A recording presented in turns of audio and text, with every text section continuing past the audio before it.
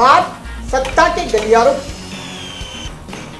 या फिर बात हो विपक्ष के गलियारों की या बात हो प्रशासनिक या खाकी के गलियारों की हो न क्यों बात सूबे भर के गलियारों की, देखिए मेरे साथ सिर्फ खबरबार न्यूज पर।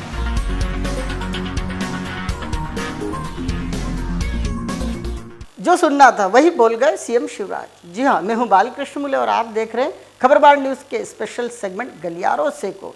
जी हाँ, सूबे के मुखिया शिवराज सिंह चौहान आज कैबिनेट की बैठक के बाद वही सब बोलते सुने गए जो प्रदेश भर की आवाम सुनना चाहती थी। खास तौर से वो सुनना चाहते थे जो भारतीय जनता पार्टी के विधायक है और वर्षों बरस से मंत्री बनने के लिए बाढ़ जो रहे। जी हाँ, जैसे ही चौथी मर्तबा मुख्यमंत्री शिवराज सिंह चौहान ने प्रदेश की कमान संभाली, तभी से लगातार 3 महीनों से प्रदेश के मंत्रिमंडल के विस्तार की चर्चा की जा रही है। शुरुआत के दिनों में शिवराज सिंह ने जरूर 2 मंत्री अपने मंत्रिमंडल में शामिल किए, लेकिन इस बात को लेकर कांग्रेसी गलियारों में लगातार शिवराज सिंह पर छीटाकशी की जाती रही।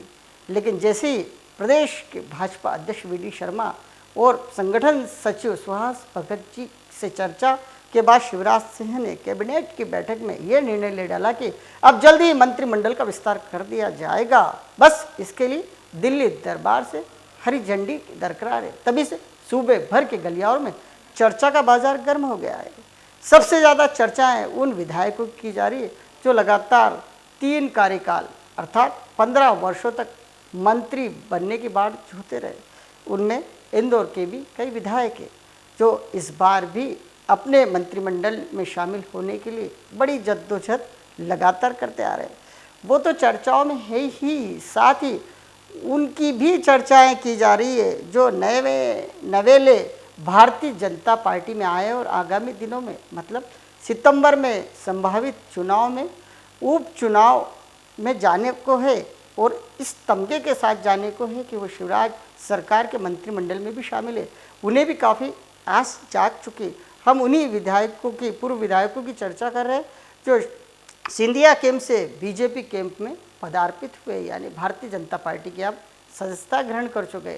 उनके समर्थक भी लगातार नेताओं के मंत्रिमंडल में शामिल होने की चर्चा कर रहे हैं। लेकिन सबसे ज़्यादा चर्चा इंदौरी गलियारों में की जा रही है। इंदौरी गलियारों में एक अदत्त नेता यानी क्षेत्र क्रमांक 2 के विधायक रमेश मेंदोला के मंत्रिमंडल में शामिल होने की चर्चा हो रही है। कहा जा रहा है इस बार दादा मेंदोला जरूर मंत्रिमंडल में शामिल होंगे, उनके पास जिम्मेदारी ही कुछ ऐसी है।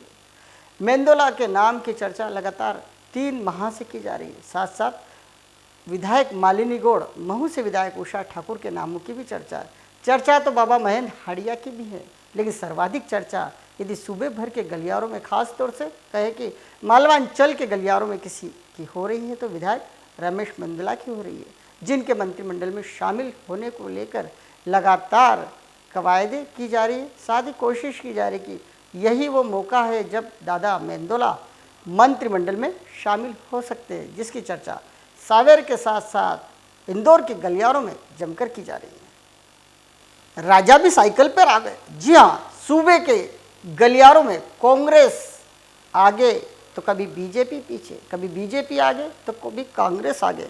पक्ष और विपक्ष की ये लड़ाई लगातार देखने को मिल रही है।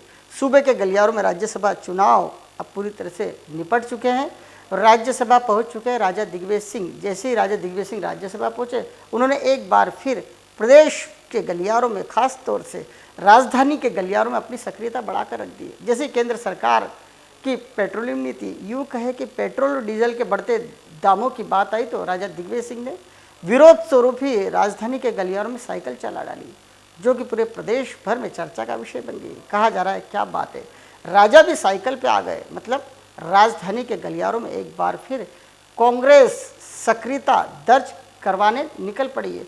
जिस अंदाज में राजा भोपाल के गलियारों में साइकिल पर देखे गए, उसी तरह कांग्रेस के नेता जिला स्तर पर पूरे प्रदेश भर में पेट्रोल डीजल के मूल्य वृद्धि के खिलाफ साइकिल, बैलगाड़ी और ठेला गाड़ी लेकर भी निकले। जिसके बाद ये कहा जा रहा है कि प्रदेश में भाजपा की सरकार है और कांग्रेस को एक बार फिर भाजपा से अपनी खोई सरकार अपने पास लौटानी है। ऐसे में कांग्रेस का हर नेता ठेला गाड़ी, बैलगाड़ी, साइकिल सब चलाने को विवश हो चुका है।